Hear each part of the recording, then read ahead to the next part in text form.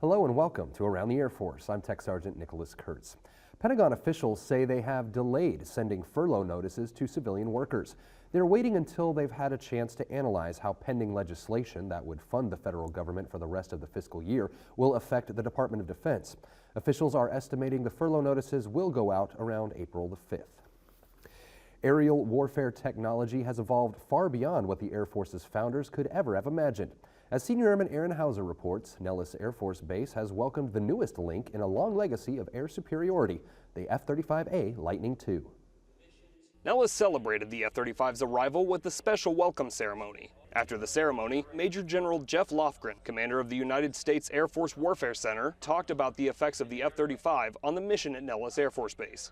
Well, from a capability standpoint, the F-35 brings to us unparalleled integration of avionics and stealth and the ability to no kidding penetrate into a hostile environment and accomplish a mission of striking different targets. The F-35A Lightning II is a fifth-generation multi-role fighter and is destined to replace both the F-16 and the A-10. It is a joint, international, and interoperable program designed to complement the Air Force's F-22 Raptor. Senior Airman Aaron Hauser, Nellis Air Force Base, Nevada. As the liaison between the Chief of Staff and his enlisted force, Chief Master Sergeant of the Air Force James Cody spends much of his time talking with the troops. Senior Airman Laura Beckley caught up with Chief Cody as he was doing just that at MacDill Air Force Base, Florida. Armed with newly sewn-on stripes, Chief Master Sergeant of the Air Force James A. Cody recently took time out of his Corona schedule for a little one-on-one with Team MacDill. I'm a pretty frank type of person. Yeah, I'll be honest with you, we were here for Corona South, so we were presented an opportunity for me to spend the day after Corona with our airmen, and that's the best part about this job. You're part of my Air Force family. Airmen, Chief Cody met face-to-face at the base all-call, opening a dialogue about what he expects of airmen and what airmen should expect of him. Make sense? Everything that I will do as we go through the different things that we'll go through in our Air Force, and there will be some challenges, but with those challenges come great opportunities. Every part of those decisions, every part of that focus is our airmen and their families, how these things will impact them, how we can work through those type of things. I need to know where you're at. A concept Chief Cody lived out as he turned a challenging Corona schedule into an opportunity to spend time with airmen, building the foundation of a better informed and more unified force.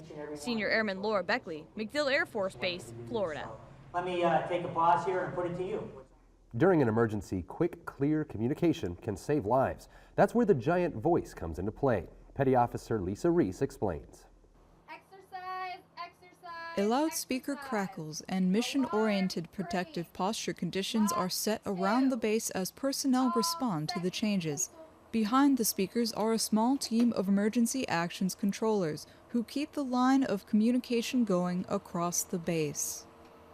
It's not me personally, it's us as a team, because there's not always just one of us down there. There's at least always have to be two of us, so we're a team. Exercises are meant to familiarize personnel with what to do during a real emergency. We'll start it off with a message that comes down for us, and then we'll end up calling the commander, let him know, and he'll direct us to do certain actions that are on our QRC, our checklist. If we weren't here as a command post, say they decided to kill off the command post, it'd be a lot harder for any of the base to know what to do, because we are the ones that started, let people know about alarm conditions, SMOC conditions. There would be a major disconnect with the base.